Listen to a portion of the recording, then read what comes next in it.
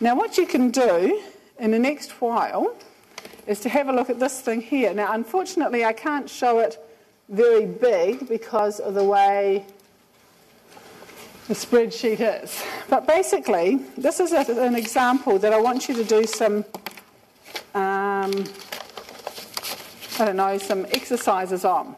How it works, so if you look here, instructions, you input values between 1.01 and 10 in these yellow cells and examine the histogram. So let's just get rid of all of those. So we'll just delete that. And so we have no histogram, we've got no values here and so on.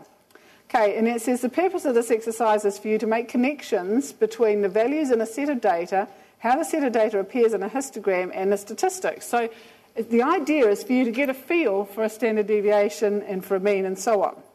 Okay, so the first one is put in the data to get a mean of 3.5. Okay, so how can I get a mean of 3.5? Well, if I go 3, 3, 3, 3, 3, 4, 4, 4, 4, 4. Does that give me a mean of 3.5? Yes, it does. 3.5. The median's also 3.5, and the standard deviation is 0.53. Okay, find another set of data that will also give a mean of 3.5. Okay, well what I could do is I could change those two there to 2's. And what will I need to do to get the mean at 3.5? Yeah, change the last two. Hang on, change that to a 5. And that, oops, 5, enter. And, yeah, 5, enter. And we've got 3.5 here. Okay, well, what about if we want to try and do it with all our numbers different? How can we do it that way? So there are different things that you can do to try and experiment. Okay, now put in the data to get the smallest standard deviation you can. Okay, how could you get a really small standard deviation? Do I have all my numbers the same, like do I make it nice and flat along there? Let's try that. So say I have 1, 2, 3, 4, 5, 6, 7, 8, 9, and I'll make that one, I think I'm allowed 10. Okay, so there I've got one of each. That looks nice and strange, but it's got a standard deviation of 3.03, sample mean of 5.5, median of 5.5. Okay, so I want to get a smaller standard deviation than that. How can I make it smaller?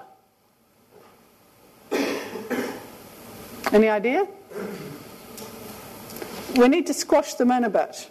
So let's say we get rid of some of these earlier ones and make them all equal to 5. Okay, so our standard deviation's gone down to 1.0. I know what, let's change all of these to 5 as well. Okay, so all of our data is exactly the same, so our standard deviation is actually 0. So you can't actually get less deviated than that because we don't actually have any spread at all. So that gives you an idea of that. Okay, put in the data to get the highest standard deviation you can.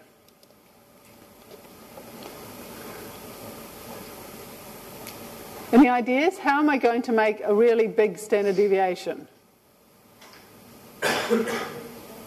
Pardon?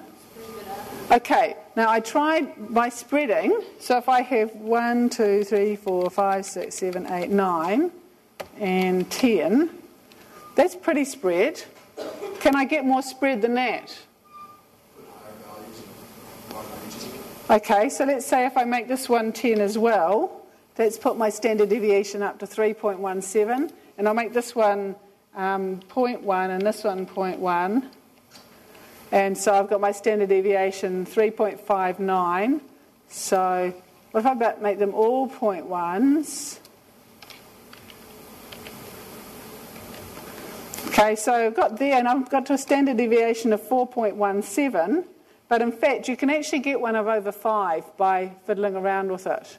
So what looks as if it's spread by having everything out like that isn't actually spread at all. A high standard deviation is where you've got large amounts at either end. Okay, and what's the standard deviation if there's an even spread? Can you make a set of data with a mean of 5 and a standard deviation of 2? Can you make a set of data where the mean is 2 greater than the median? And I've lost my last words there, but you can. Okay, so these are some of the things that I want you to try out, because in doing that you'll get Oh, hang on, you'll get a better idea of how distributions work and so on. Oops, it doesn't let you put in data that's outside of what it can cope with. Okay, oops. Okay. So there we've got some data there. So that's for you to try out in your own time, and that is all of the lecture.